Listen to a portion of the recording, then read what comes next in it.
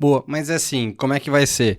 Eu vou chegar e vou escrever, solicito teste genético para cardiopatias, né? Como é que eu vou falar sobre isso? Porque todo teste genético ele é igual? Não, isso é uma ótima pergunta. Nem todo teste genético é igual, a gente tem que saber solicitar primeiramente. Então a gente tem, primeiro, o painel genético, que é o mais utilizado, que a gente vai procurar os genes alvos relacionados à suspeita clínica. Então, por exemplo, no Fleury, que é um laboratório que faz o teste genético, Não temos conflito de não tem interesse. isso que eu ia falar, não temos conflito de interesse. Mas é um dos laboratórios aqui em São Paulo que faz. Ele já tem os painéis separados para ortopatias, painel para cardiomiopatias, dislipidemias. Então ele já tem esses painéis que são os principais genes relacionados e conhecidos até hoje, nos quais tem algumas variantes que levam a essas doenças genéticas. Então você vai pedir um painel genético para a suspeita clínica que você está pensando. Então, por exemplo, paciente com espessamento septal. Painel genético para cardiomiopatias, e aí você coloca na hipótese diagnóstica cardiomiopatia hipertrófica. E aí ele vai procurar os genes associados a espessamento septal. Maravilha. Tá? Então é algo que tem um custo mais baixo e é mais direcionado. Certo? E aí temos testes mais amplos, que é o exoma. O exoma é um teste que vai sequenciar todas as regiões codificantes do DNA, que é conhecido como exon. Só que é um teste mais caro e mais demorado. E a gente vai pedir quando geralmente a gente não tem uma suspeita clínica tão clara, tão direcionada. A gente quer um teste mais amplo. Ou quando o meu painel deu negativo e ainda tem uma suspeita clínica alta. Entendi.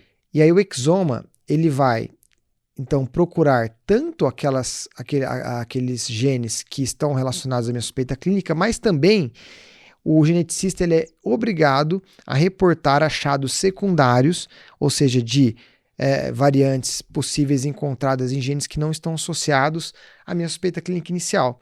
Então, posso ter alguma variante, por exemplo, BRCA1, BRCA2, Sim, relacionados a neoplasias, que eu vou ter que orientar o meu paciente como achado secundário. Então, tem a possibilidade de eu encontrar coisas também que eu não estou procurando. tipo incidentaloma que Exatamente. a gente acha ali. E aí a gente vai ter que orientar o paciente e os familiares em relação aos achados secundários. E por fim a gente tem o genoma. O genoma é o teste mais amplo inteiro, que vai mapear tanto as regiões codificantes, os exons, e os introns, que são as não codificantes.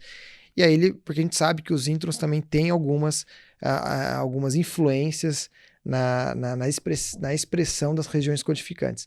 Então, isso é mais para pesquisa, fazer o genoma, e é muito caro, né? Então, não está disponível nesses laboratórios para a gente solicitar um genoma humano. Perfeito. A gente solicita painel genético, tá? E tem um que é mais direcionado que o painel, que é o Sanger. O Sanger, o que é? Vamos supor que chega um paciente para a gente com o teste genético com uma variante em MYH7, que é um gene relacionado a hipertrófica. Então, tem uma variante patogênica em MYH7. Eu vou pesquisar apenas essa variante específica nos familiares. Eu não vou fazer um painel nos familiares. Mas porque você já pegou essa variante no caso índice. E aí eu só vou pesquisar apenas essa variante neste gene específico nos familiares. Então, a gente tá afunilando. Né? Então, a gente começa do painel é positivo, pego aquele gene e vou fazer o Sanger daquele gene na família. Exatamente. Tá. E o Sanger é uma sonda que você vai pesquisar exatamente aquela variante no sangue dos familiares. A maioria é sangue, então, a gente vai fazer. A maioria é sangue. Tem também saliva, né, que você pode fazer, mas o que a gente mais coleta lá é sangue. Legal. Tá? E então esses são os principais tipos de teste genético na nossa prática. Beleza, então, mas a gente comentou e assim, e Money, quanto que o cara vai desembolsar, convênio cobre? Ainda é algo relativamente caro, tá em torno de R$2.000 a R$4.000 um painel genético hoje em dia. Se a gente for pedir um exoma, por exemplo, R$6.000 a R$8.000, mas a gente tem que pensar o seguinte... É vez na vida. Vamos comparar, uma vez na vida, e vamos comparar quanto custa uma ressonância, um PET-CT, solicitado de maneira desnecessária, que a gente acaba fazendo, às vezes porque a gente está perdido no diagnóstico do paciente, a gente acaba pedindo ressonância PET-CT sem necessidade, Sendo que um teste genético já poderia me antecipar um diagnóstico. Não, e fora que assim, se você fecha um teste genético positivo para um paciente, rastreia a família, e você consegue evitar alguma coisa no futuro, isso também tem que estar embutido nesse valor ali, né? É um valor agregado junto desse e até produto. mesmo intervenções desnecessárias. Não, justo.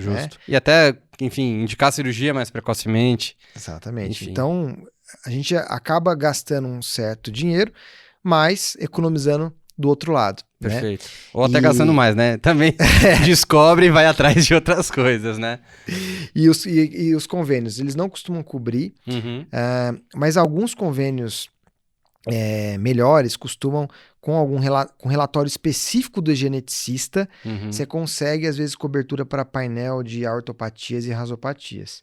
Mas são bem específicos para esse grupo de painel, até o momento. Pode ser que mais para frente os convênios comecem a cobrir. E baratear o custo, né? Disponibilizando mais, aí talvez Exatamente. seja uma coisa que acabe baixando mesmo.